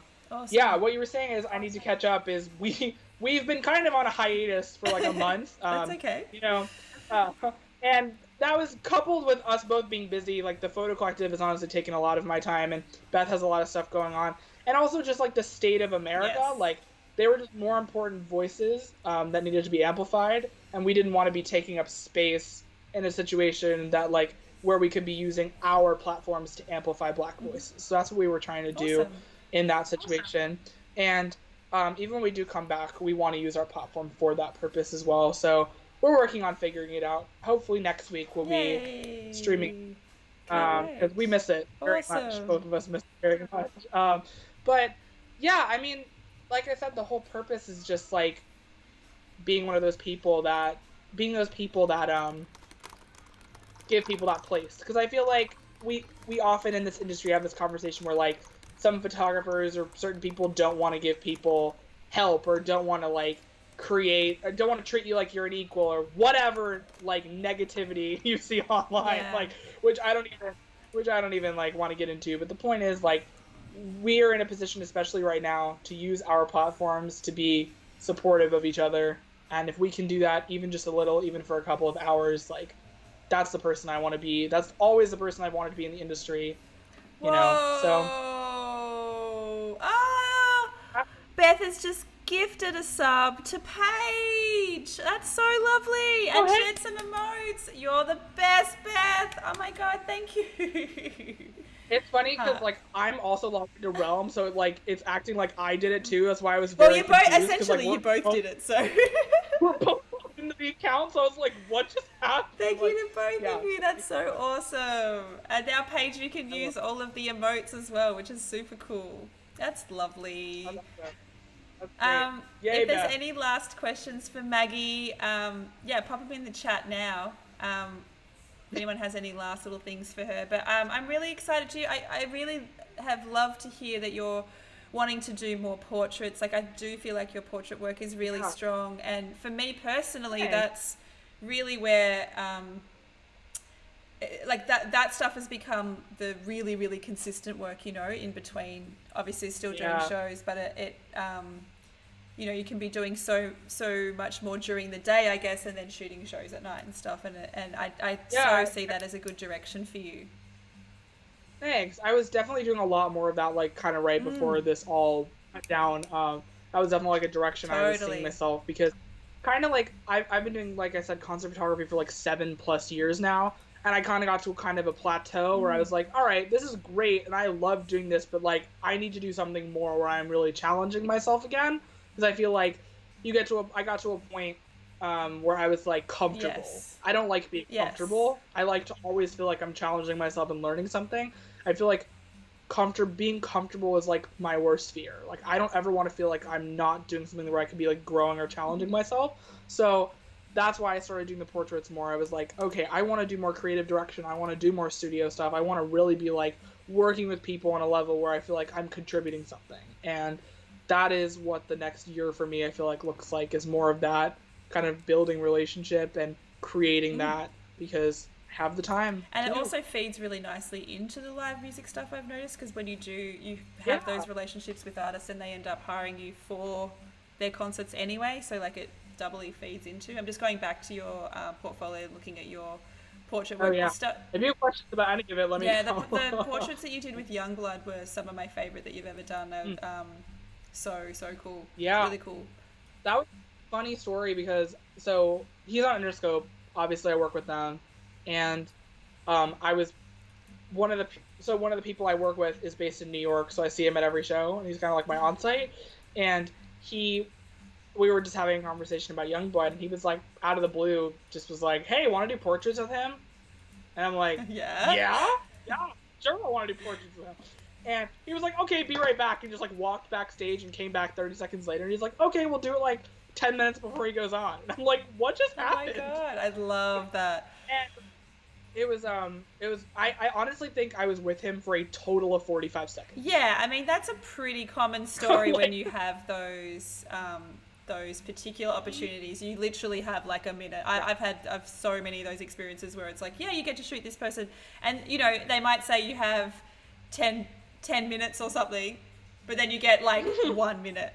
It's like totally. So that was with Hosier too. Yeah, it was definitely like less than 5 minutes. But it was fine. It was enough time. Yeah, Paige's is in the chat at the moment, and she had the same experience with Maddie from 1975, and there's some of my favorite photos that she's taken as well. So you get that. I think that's great. Yeah. Sorry, I just talked over the top of you. Did Beth just? She did with Twitch Prime. Thank you so much. Thanks, ladies. Yeah, no, you guys rock. I definitely those Youngblood. If you guys ever get an opportunity to photograph him or take portraits with him, he has it all figured out. Like, he just knows himself and his brand so well, to the point where you have to do literally no work except basically push a button. Totally. Like, I didn't direct him at all. I literally just stood there, had a flash on, and just like pushed my shot. Like I take credit for like picking the location and trying to figure it out, but straight up him putting his foot in my camera was him. Yeah. Like, no. And then he kind of did it, and it didn't work the first time, and I said, can you do that again? And that's when I got that shot. But like, so it was like a little bit of give and take, but if you're with someone who just like really knows themselves, like you don't even need more than 5 minutes. You like got it. That's like it. As long as you know your fundamentals, like you don't have to direct them. Tim, you only had 4 minutes of Tim and I both shot Mark Ronson in the same tour cycle thing that he was doing. I was the same. I had like 4 minutes as well. It was like, okay, cool, done. Not much time. Amazing. I love Mark Ronson, actually. I really do. I love him. Awesome. I have his album on vinyl. I love him. Paige said, yeah, I got told right before Matt Healy that he was super tired from however many shows and however many flights, and he needs to make it quick. Yes, that's often what happens. Just like, you got this 30 seconds. And that's where I think the having the experience and knowledge of Yeah. I can nail this, and often those types of characters do really bring it, and you just get to kind of shoot. You're documenting essentially, Yeah. which is awesome. It's my favorite type of photography. Yeah. It's funny because with Hosier, we did those portraits at Lala, and I think it's on the Oh, screen hang with on, the I'll one go of back. him in the tree. In the tree? Oh yes, I don't yeah, know, yeah. Back. him in the tree. Yeah, so the story about that is because I get asked about that all the time. Like, how did you get Hosier to climb a tree? Like, it's like a common question I'm asked, and it's such a funny story because I take no credit for that whatsoever. So basically, um, his publicist, I long story short, I got Lollapalooza 4 days before Lollapalooza because a friend of mine, Mallory, had last minute gotten asked to do a tour and needed somebody to cover it for her, and I literally booked a flight 3 or 4 days before Lolla and like flew out to Chicago and went. So I had no time to like prepare or figure out what I was doing, or because normally when you do portrait shoots at a festival, like you're not gonna have that much time, but you at least like can plan concepts of some sort. Like who you're gonna shoot with, most likely, how much time you're gonna have. Like you have a little bit of it figured out at least a week in advance, right?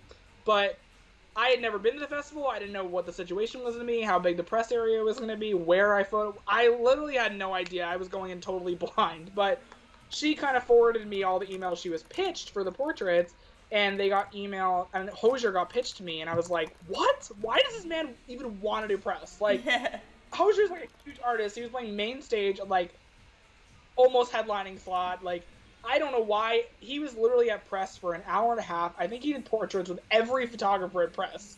And I was last. Wow. Okay? But, like, the man has been here for over an hour and I'm last. He has shot at every location in this press area. Like, he has done all of it. I'm like, the ideas are gone. Like, you know what I'm saying? So, I was really nervous because he's a big artist and I also like him. So I was like, I want to do this shoot justice. And I remember I went to go shoot Normani, and because I was supposed to do his portraits at like 4:15, and then at like 3:55 they texted me and they're like, "Can we do 4?" Wow. And I'm like, I'm literally like across the grass on the other side of the festival. Like, no, it's 5 minutes away. So I said, "Can we do 4:10?" Like, I'm trying to photograph Normani, and they were like, "Yeah, okay." So I shoot one song and I run back to the press area and I'm like hyperventilating because I ran. And I'm like, I have no ideas, no concept. What the hell am I going to do? So I go into the press area and I collect myself and I walk over to him and I introduce myself. And I just tell him to stand in front of a tree. So like, you guys who don't know Hosier's like 6'7". He's like really tall. Wow. So he's like, my logic was, well, if he stands in this tree, he'll be sort of near the leaves, so I can kind of frame the leaves around his head, and I don't know, I'll figure it out, right? And he just started climbing the tree. Like, I didn't ask him to, it was not my idea. He just climbed the tree, standing in the tree. And his publicist, like, I don't know if you guys have ever been in a situation with a publicist, like, looking at you like they want to kill you, but his publicist had, like, daggers in her eyes at me. And I turned to her and I was like, I did not ask him to do that. Me. Not take Don't credit. blame me. I was like, not my fault. He just decided to do that. I said, stand in front of the tree, climb the tree. And he's standing in the tree, and, like, his publicist is like, Andrew, his name's Andrew. He's like, Andrew, why did you climb the tree? And he's like, I don't know. I just wanted to see if I could climb the tree. Like, I mean, this man's been at press for an hour. He was probably as bored as, like, I was doing these same shoots over and over again. And I love that. And so he, like, without missing a beat, he's like, I felt like climbing the tree. Turns to me, without missing a beat, goes, so are we taking photos? Oh my god. And I'm like, yeah, we're taking photos. So I took photos of him standing in the tree, and then I felt bad because I thought he was gonna like fall because he still hadn't played his set, and his publicist No was wonder like, she. if you die, No wonder she was like, that's so funny. But it's. So she, so she pushed a picnic table under him so he could like step down so he wouldn't fall out. And then I was like, why don't you sit in the tree? And so he sat in the tree, and then we took some there. And one of my favorite ones is him like kind of framed in the tree, sitting in it. I don't know if it might be in that section. I don't know. Maybe? Let me go down. Well, Yep, I'll go down. I'll just keep scrolling. Let me know. I really need to update that. It's like so many so many like old. I need to like put more recent stuff. It's all like Lala. all in Firefly to like. I'm just seeing if that shot. I don't know. Maybe I'm not not. sure. It could not be. It might not be. Oh, here it is. Here I it is. think Here it is. Here it is. There we go. Yes. Yes. Yes. That's one I of them. love that. Like, I love that shot. That's so cool.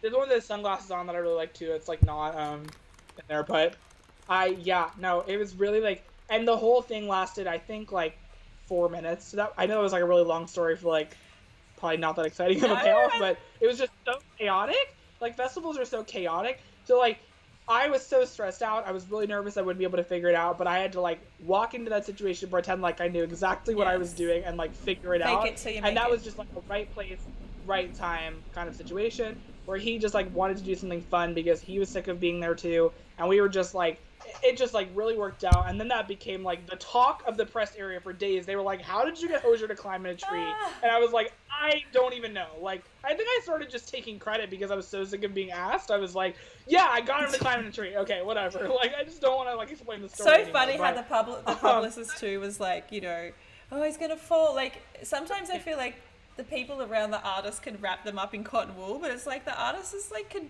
do whatever they want. Like they're chill. It's fine. Yeah.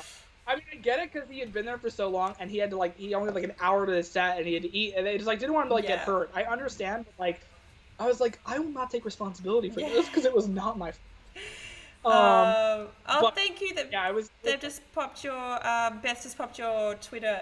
All the socials. All the socials. I think it was my Instagram. She said Twitter, but it's it is Instagram. your Instagram. But do both Twitter and Instagram at the same time. It's time. the same. I was like, it's the same name. So well, it's just Maggie. That's a good spot to finish, I think, Maggie. Thank you so much. You've that was a really, really awesome chat. There you go. Thank you so much for everybody that showed up in the chat as well, and it was a good, lively conversation. And yeah, so everybody follow the girls as well. We popped their their Twitter up before as well, which was really cool. I want to see before we leave if we can potentially raid someone else's channel. So I'm gonna see if we can do that. I'm gonna see who's online that we might potentially be able to raid. I'm gonna pick. I also do just want to say real quick before you do that. Anyone who's in this chat, if you guys ever want to talk to me or have any questions about literally anything, just send me a message. I'm happy to talk to anyone about anything photography related whenever. Awesome. So if you have any questions, want advice about anything, like I'm an open book and I have nothing but. So Jetta is also saying goodbye. Oh, hang on. I'm in the wrong screen. I can't see what happened. Thank you. Who was that? I missed. I missed. Matt, gift it. Oh, thank you, Matt. You're trying to get that #1 gift spot again. You are. He doesn't like not seeing his name up there, I think, Matt. He's the premier gifter in this channel. You're such a legend. What a legend. Also, thank you guys so much for like sticking around because I know I ramble, so I appreciate that you guys stayed here. It's awesome. It's been awesome to chat to you and hear your perspective and hear about your career. And we're gonna have to get Beth on now as well. Whoa! Oh no, Beth! What is happening?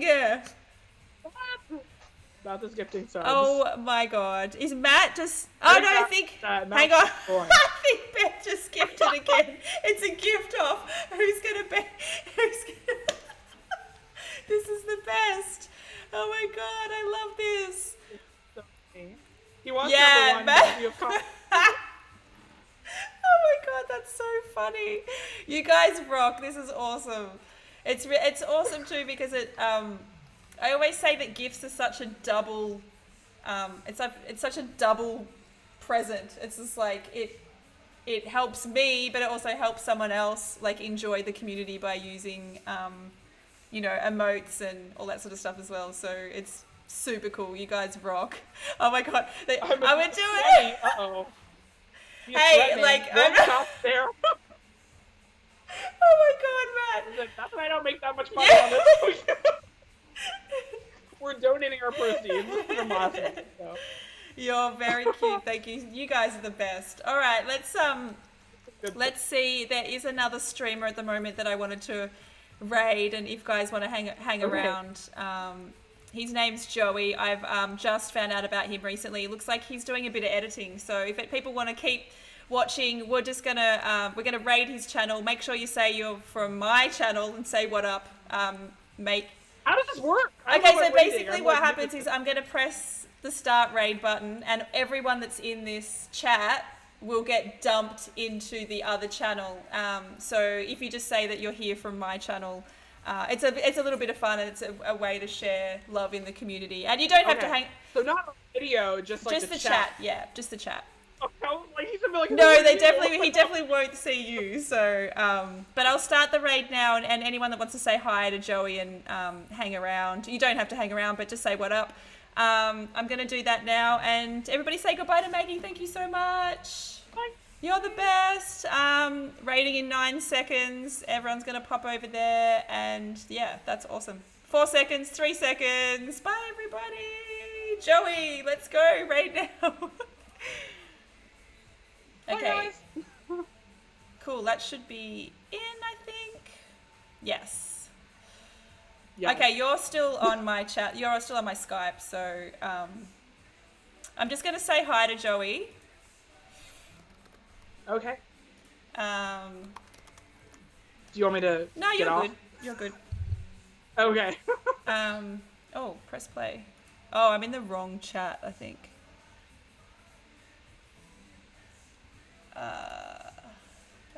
He's like I should like follow him. He's like retouching. Yeah, he's doing retouching. Yeah. I need to learn how to do that, so I should follow. I don't have the energy right now to watch that, but I'll have to watch it tomorrow. I think that works. Because I promised Mom I would watch the season finale of Homeland, so I have to do that. I'm gonna take off my shadow.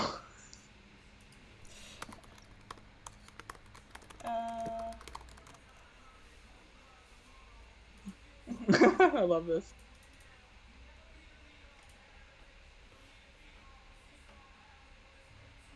That's so cool. Oh yes, we've just dumped in there, but yes. Cool. Okay, so I can say goodbye to you now. Bye, my love. That was awesome. Thank you so much for the. Be back. I don't see you on here. Oh yeah, mate, hang on. I'll come back. There you go. There we are. Okay. That was fun, that was really fun. I hope I didn't like sound too idiotic. You didn't at all. No, hang on. I feel like sometimes I just go on